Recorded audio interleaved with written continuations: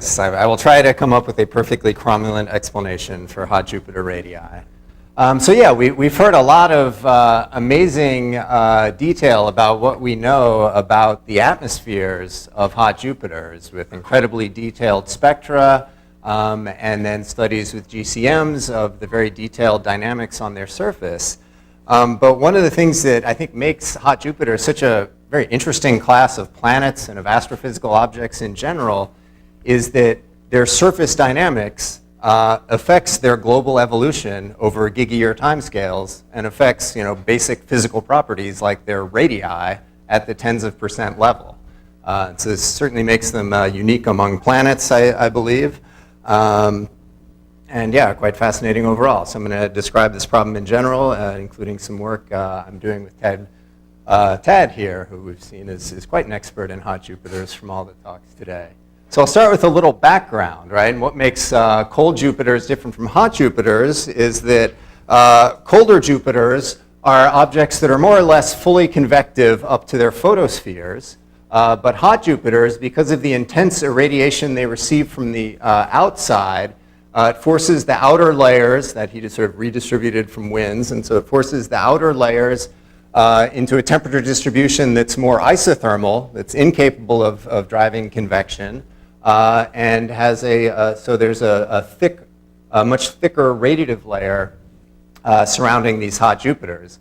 Of course, even that thickness is exaggerated a bit in this cartoon. And so one of the things to keep in mind is that at least in the standard cooling models, the size of a hot Jupiter is the issue we're dealing with, is primarily controlled by the entropy of this inner convective zone. The other factor that's important is the mass of a solid core, or the heavy element composition. Now, if you're trying to explain how things can get so big, the best case you can do is assume that you have a small core, because the more heavy elements you add, that just makes your problem even harder. And so for the most part, that's what we're going to be doing here. And so one of the basic issues that's well known is that the effect of this radiative layer is sort of like a blanket that helps to prevent the hot Jupiter from cooling over time and helps to keep it large. And so that's one of the key issues then, is how can you make this radiative zone thicker, or how can you keep it thick over time?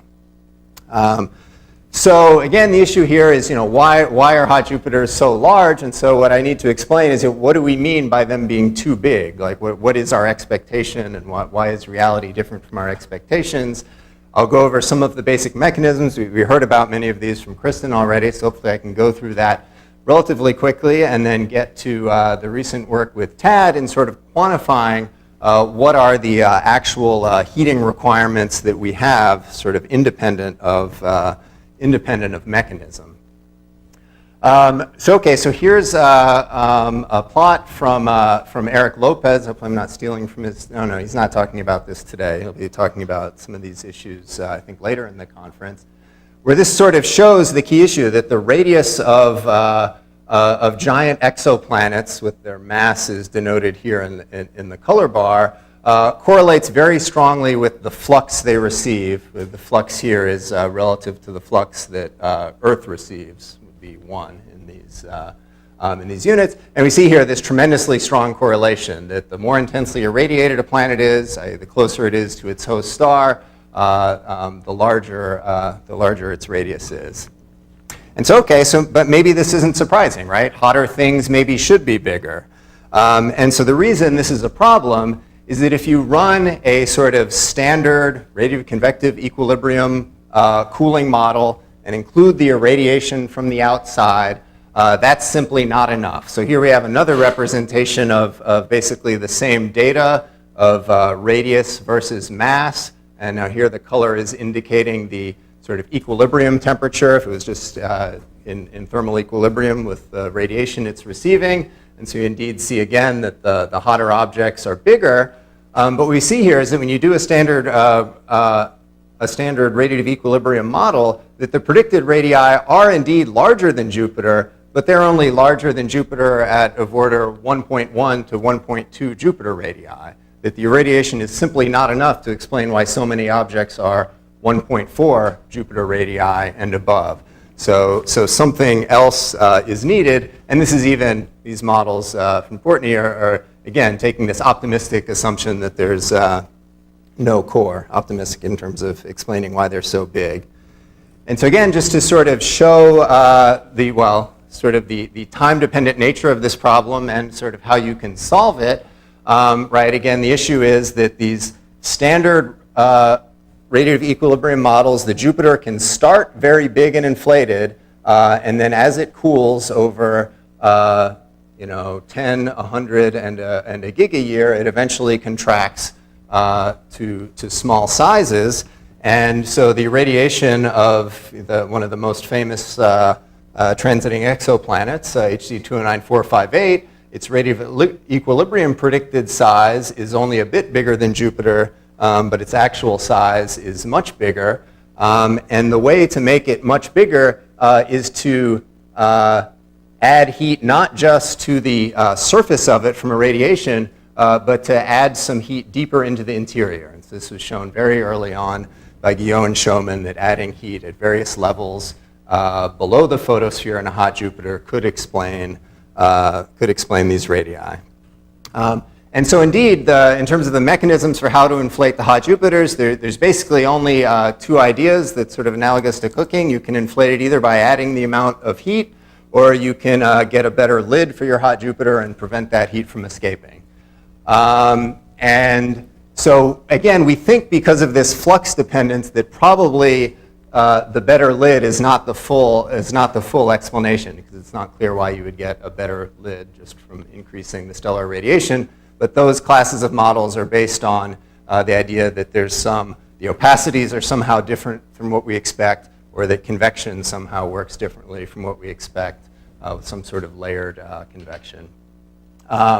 The ideas of adding heat, one of the original ideas from Peter Bodenheimer here in Santa Cruz, and variations of those ideas have been worked on by Phil Aris and Aristotle Socrates, that there's some form of tidal forcing, which is sort of flexes the planet, adds heat to it. This is not what we'll be talking about here, but this is something that would require an eccentricity on the planet, which we maybe expect to damp over time, or else it would require a special form of thermal tidal forcing. I'm going to focus on these wind-based mechanisms. So the original explanation of Schoeman and Guillot is based on this wind circulation depositing energy in the atmosphere, and then there's also the ohmic dissipation idea that we heard a bit about from Kristen. And there's an idea, I'll be mentioning something that I worked on with Jonathan Mitchell, of another aspect of these winds and how they drive turbulence. So let me now just say a little bit more about each of those. Again, the classic idea here is that because you have strong heating on the day side, that winds blow from day to night, and those winds will penetrate deeper in the planet than the starlight does. And so when those winds dissipate and deposit their energy, they can help explain this radius inflation problem. The issue, as we've already discussed a significant amount, is that how deep these winds are is quite uncertain. The GCMs say they're relatively shallow, but we've had extensive discussions that maybe the GCMs aren't giving us the full answer at these depths that are crucial for this problem. The ohmic heating problem is a very enticing mechanism that we've also heard about. It sort of has the potential of, again, driving currents that dissipate deep into the planet. The problem is that these magnetic fields also damp the winds that are necessary to drive the currents. And there's been several recent work, including work that was done at a previous ASIMO workshop here by a student and advisor, not here, I guess this is the one in Beijing, showing that this ohmic dissipation mechanism might not work in detail. And so then I just want to mention this one idea that another aspect of winds that's slightly different from the dissipation of energy is that winds produce a mixing. And one consequence of mixing in a stably stratified atmosphere is that it drives heat downwards into the interior. So this is this is an idea that's sort of fairly hard to avoid. When we have winds, we sort of expect that there's some amount of vertical mixing that goes along with those winds. The problem with this idea is that knowing it's similar to the problem with the winds, because this is sort of something that's not different from the winds, but it's an extra effect that goes along with the winds that are blowing on the atmosphere, that we're just uncertain about how deep these winds blow and where they dissipate. And there are also some technical issues that even though this effect is hard to avoid, it's also an effect that's hard to include in detailed evolution models, which don't include this type of heat transport. So I'm going to just explain in a more cartoon-based idea how these different sort of heat transport mechanisms work. This is my sort of plane parallel atmosphere modeled as a tea kettle.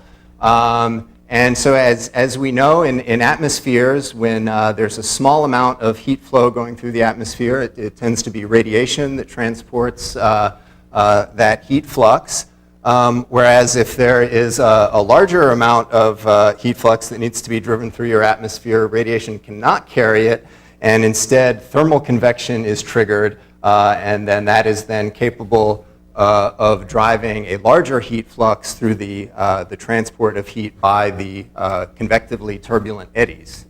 Okay, so that's sort of your more or less standard stellar evolution type version of the story. Hot Jupiters are very different in that there is a large amount of heat flux coming from the outside compared to a small heat flux that is escaping from the inside. So you generally get coming through the atmosphere is that the radiation that comes out is mostly just the reprocessed radiation that has already come in, right? And it's because this heating from the top is much larger that you tend to have these stably stratified layers on the in the outer region of your atmosphere.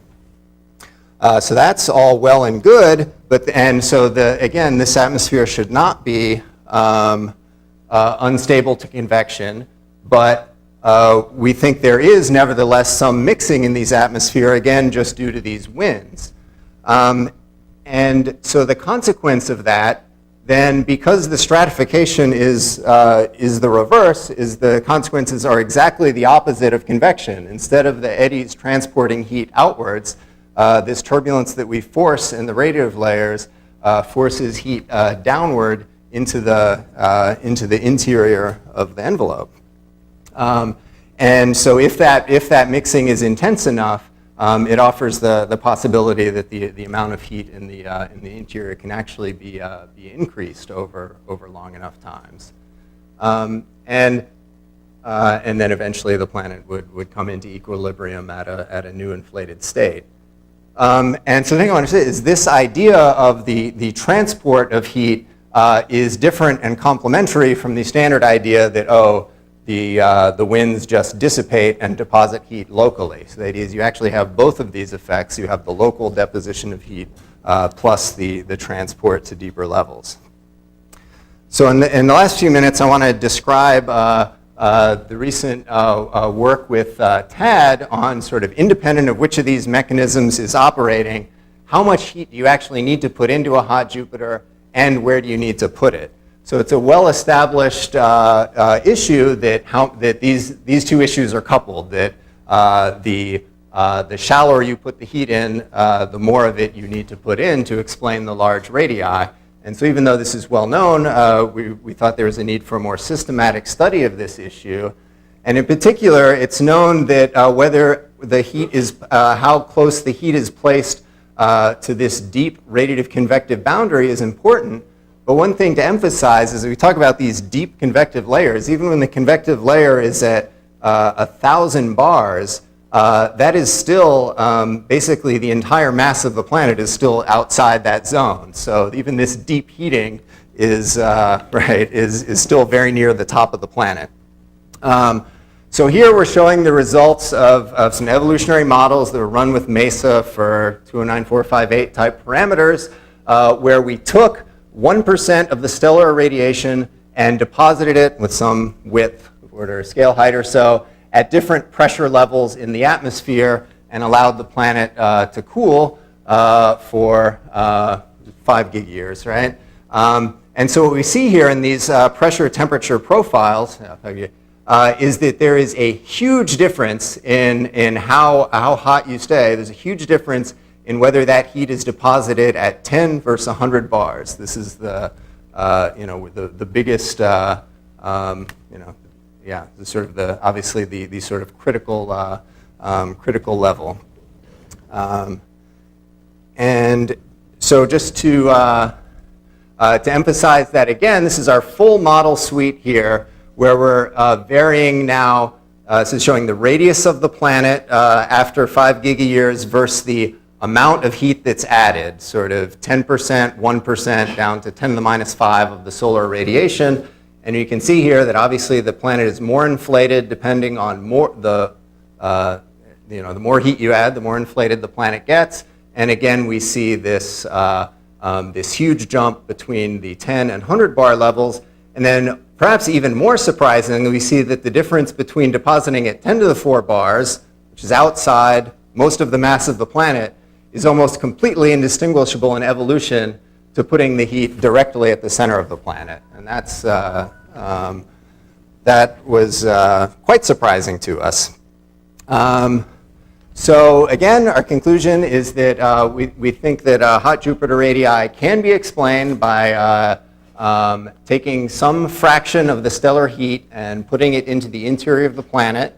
And the take-home point is that about 1% of the stellar radiation is enough to deposit, and it only needs to get, in most cases, to about 100 bars, which is not so bad. Thanks.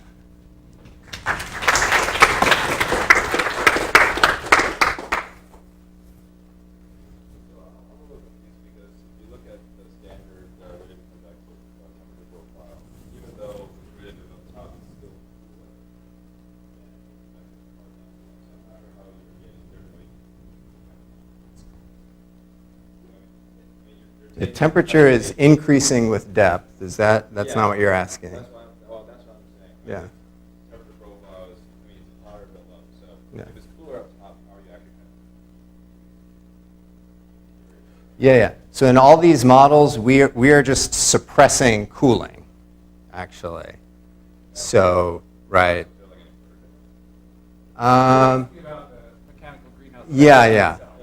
Yeah. So how that works in detail of getting the heat down, this is a huge issue. I think we're going to hear more about this from Eric later. They may have found evidence for a reinflated planet. But that's a huge problem of how you would reinflate a planet, because exactly as you say, as you're cooking, if you cook a loaf of bread or something from the outside, you never expect to make it hotter on the inside than it is on the outside. So how you would transport heat down that gradient is a big issue.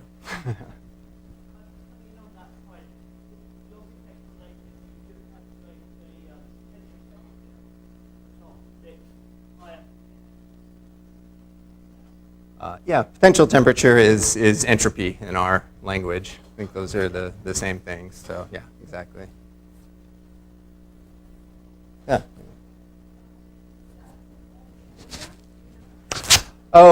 It's just that this is sort of a natural level for the radiative convective boundary to be, and so that by having the heating closer to where the radiative convective boundary is, you're doing a better job of suppressing cooling.